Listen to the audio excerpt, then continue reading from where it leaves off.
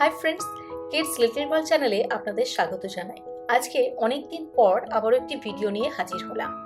এখন দেখুন, আমার মেয়ে পার্কে খেলতে এসেছে এবং সঙ্গে এনেছে স্যান্ড প্লে টয়। পার্কে যেহেতু অনেক বালি রাখা আছে, তাই এই বালি দিয়ে বাচ্চাদের খেলতে কোনো অসুবিধা হয় না।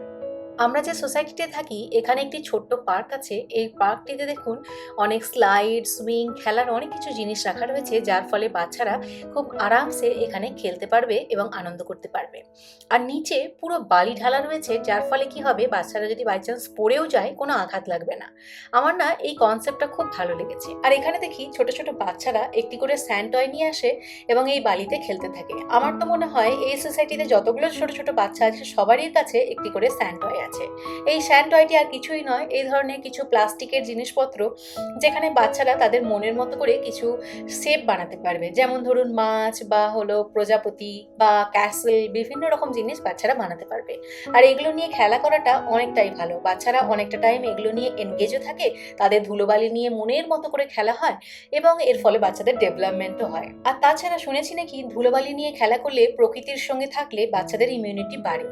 আজকাল তো শহরেতে দেখা যায় যে স্কুলে স্কুলে বা বিভিন্ন সোসাইটিতে আলাদা করে বাচ্চারা যাতে ধুলোবালি নিয়ে খেলতে পারে তার ব্যবস্থা করা থাকে। যেমন ধরুন এই পার্কেই অনেক বালি রাখা রয়েছে, এটা সেফটির জন্যও বটে, তবে বাচ্চারা এই বালি নিয়ে আরামসে খেলতেও পারে। সামারাদের স্কুলে তো আলাদা করে মার্ট ডে সেলিব্রেট করা হয়, ভাবতে পারছেন?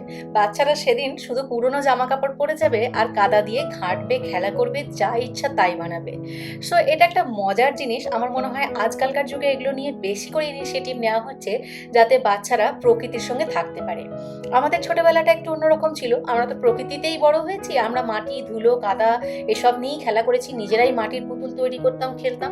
কিন্তু এখনকার বাচ্চাদের আর সেই সব সুযোগ নেই, তাই এখনকার বাচ্চাদেরকে আলাদা করে সেই সব সুযোগ দেওয়া হচ্ছে, যাতে তারা সেইগুলোও একটু উপভোগ করতে পারে, তবে একটু মডার্ন ওয়েতে। এই যেমন ধরুন এই পার্কে বালি নিয়ে তো খেলছেই, সাথে দেখুন সুইং, স্লাইড এসব অনেক কিছু রাখা রয়েছে, যেগুলো নিয়েও বাচ্চারা খেলতে পারবে।